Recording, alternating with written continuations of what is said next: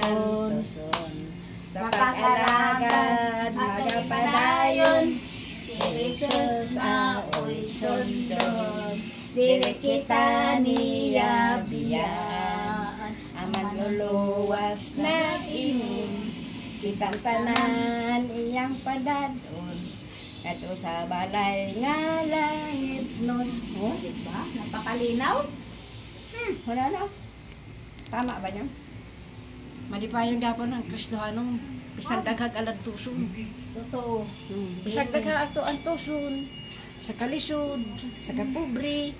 Wala na nagantos ta pero may kaluwasan ra. May pabot-baro. Ayan guys, ayan si nanay. Grabe si nanay guys. Baso na palihog ba? Kantahan niya ako guys ng mga kantang ano. Saan ba napulot yung kanta mo? Pulot Kristiyano yan. Hindi yan kasi inikanta na eh. Hindi ka ba Kristohanon? Dili. Ikaw sa Diyos? Nagtukaw kang Kristo? Ayaw. Malipayon ang Kristohanon. Bisag daghang atong antuson, bisan pobrita, bisan ang rakanta di doon, mag-antos ta, may kaluwasan ta ka. Para masaktos. At ito sa balay nga langit nun. Ang tanong pa lahat ba ng tao ay Talaga mawala ang matago. Nay. Kantahin mo. Mga sala sa Diyos dili matago. Bisang pa. Bisang pagtabunan aron di makitaan.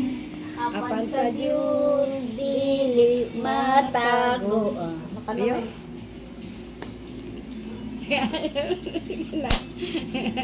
Ay, tag-video ang kanya, Nay. Ay. Hindi na. Yan na.